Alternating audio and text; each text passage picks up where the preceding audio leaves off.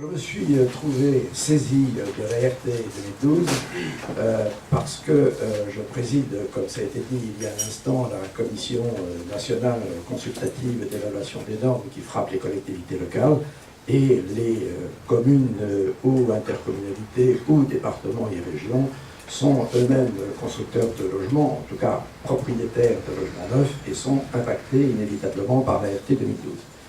D'un seul mot, la CCEN, pour faire simple, a pour compétence principale d'analyser l'impact sur les finances publiques des textes nouveaux qui sont présentés par les administrations.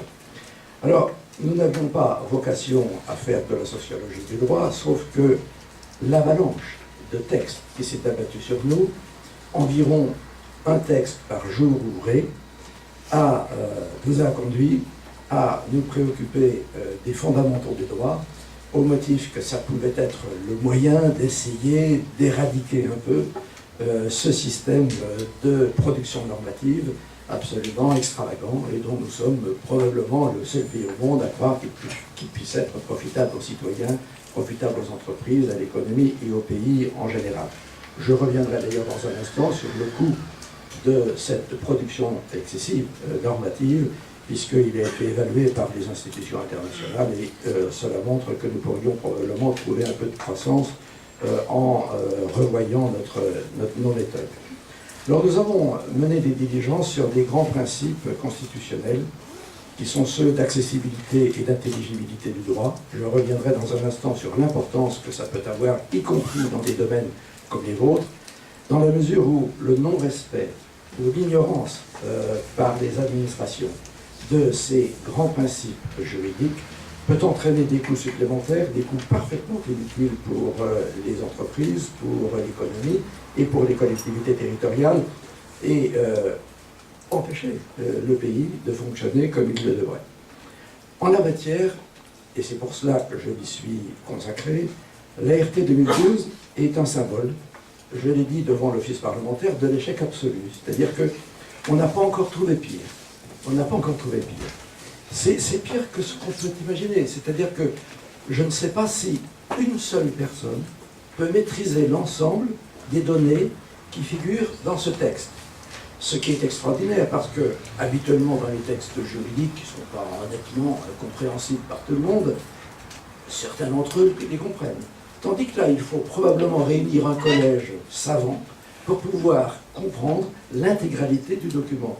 C'est quand même un paradoxe, et d'ailleurs je ne suis pas surpris que le Conseil d'État l'ait renvoyé une fois. Nous avions rendu un avis défavorable à la CCEN sur l'arrêté qui nous avait été proposé, parce qu'il nous semblait assez bien refléter l'illusion et la démesure dans la rédaction d'un texte de l'administration et de l'ignorance des formes juridiques mais fondamentales d'un pays, et qui pouvait aussi cacher, et nous allons le voir à propos de l'esprit de la loi, qui pouvait aussi cacher la non-conformité du texte réglementaire par rapport à la loi de référence.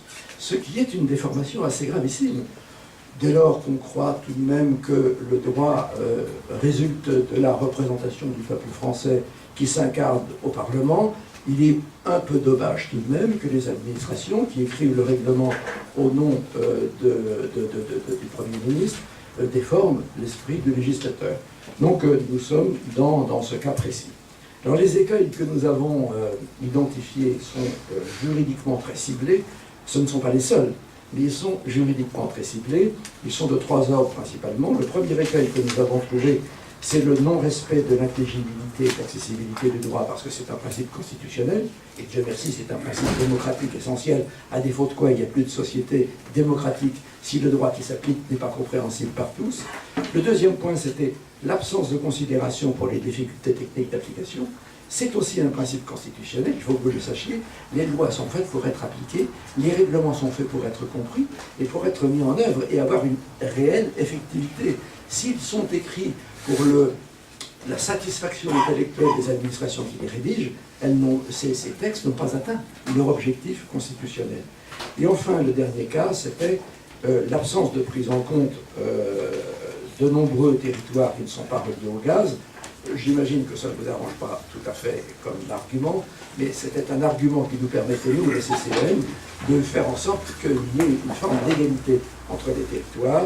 Et enfin, là, ça vous concerne davantage, c'est que ce texte, à nos yeux, n'a pas prévu la nécessaire diminution des émissions de gaz à effet de serre. Ce qui n'était quand même pas une mince chose, dès lors que c'était très précisément prévu dans les lois Grenelle. Donc, le texte qui nous a été présenté comporte, et ça je le sais par cœur, 1377 pages. 1377 pages contenant des formules de calcul qui ne sont pas accessibles à des non-scientifiques, que les juristes qui sont venus nous présenter le texte n'ont pas été en mesure de nous expliquer, ce qui était fâcheux tout de même pour convaincre le collège que nous représentions d'émettre un avis favorable. Et cette situation nous semble grave au regard du fonctionnement démocratique d'un État de droit. Parce que dans la hiérarchie des normes, il va de soi que les textes doivent pouvoir être rédigés de telle sorte qu'ils puissent être appliqués et surtout qu'ils soient opposables à tous les citoyens, puisque vous savez, nul n'est censé ignorer la loi, nul n'est censé ignorer le droit. Or, l'arrêté qui nous a été proposé nous a semblé davantage relever de prescriptions techniques. Alors, appropriées ou pas, ça c'est vous qui pouvez plus largement le dire que moi, mais en tout cas, ne pouvons pas relever à l'évidence d'un texte juridique de plein exercice, s'appliquant à tous les citoyens, y compris le premier qui va passer dans la rue sur cet espace.